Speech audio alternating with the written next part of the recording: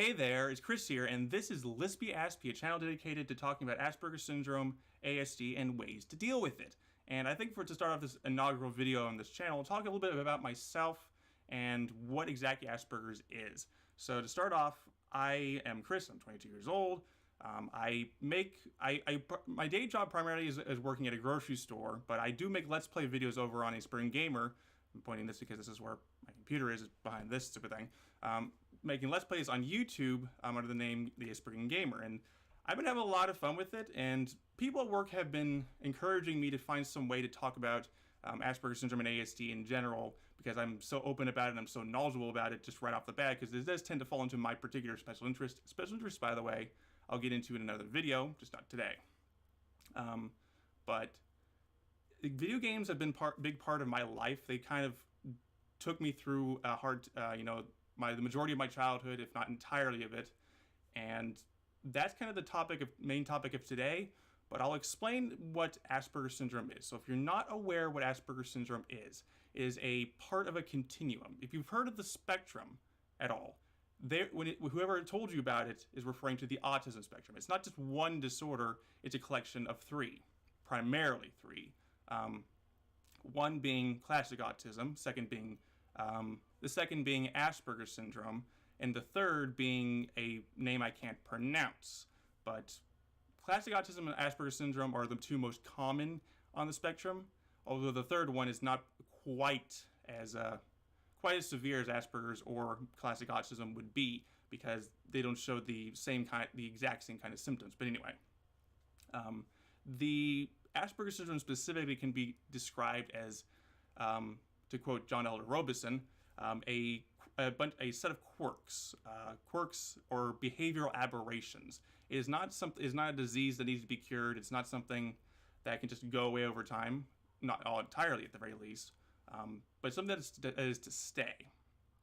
And it can be characterized by poor social skills. It can be characterized by poor hygiene. It can be characterized by over wild emotions, and that's kind of a general ticket when it comes to autism, is that our emotions are kind of all over the place. They're never in one place at the same time, and that can cause issues.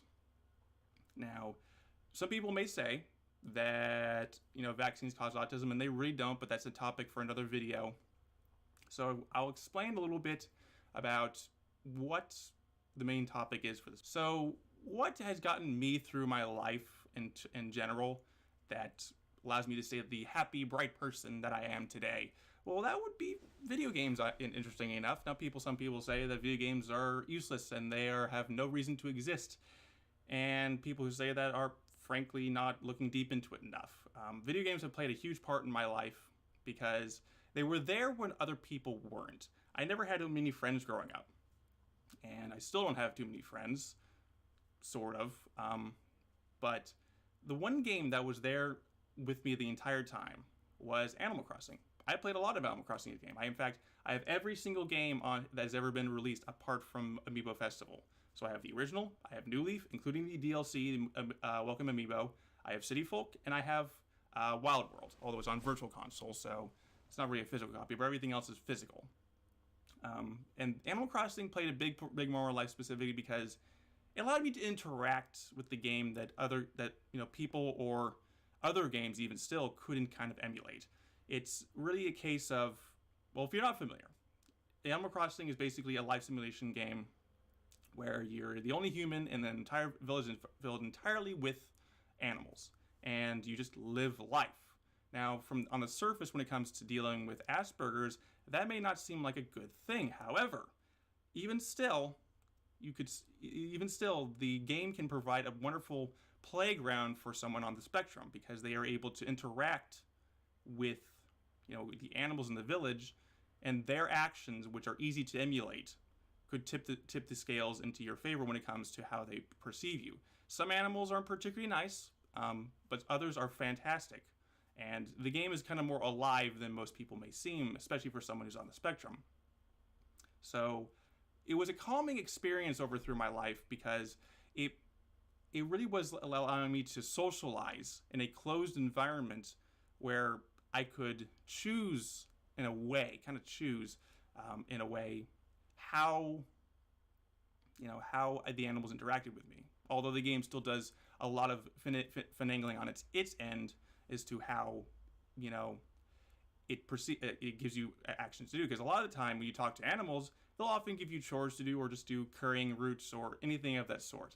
And they'll usually give you a reward for doing it correctly. And it's not really that hard to do it correctly. Animal Crossing in general is just a soothing experience. And nowadays, Animal Crossing is bigger than ever. On my 3DS right here, I actually have I don't have it downloaded on this one right now because, storage space on 3DSs can be rather limited. But there's a new Animal Crossing game coming out later this year for the Switch, and I'm super interested in it. But there was one other game in my childhood that played a pretty big role in keeping me occupied when no one else would, was Pokemon. These things right here, these are Pokemon plushies, but I got them at conventions. Well, except for this. I got this at Target. I just wanted it. But anyway, that was another game that was there for me when other things weren't. Because, well, to someone who's on the spectrum, they're drawn towards characters that are bright. They're bright and colorful. They have black and white, straight to the point plot, kind of like a Pokemon series does. And people on the spectrum are kind of attracted to that. In fact, I don't have the exact statistic, but a good portion of the audience for the Pokemon franchise is actually people who are on the spectrum. And that's a pretty good thing because it's played a big role in my life as well. So how does taking this as into my life translate it into something that you could do for yourself or your child?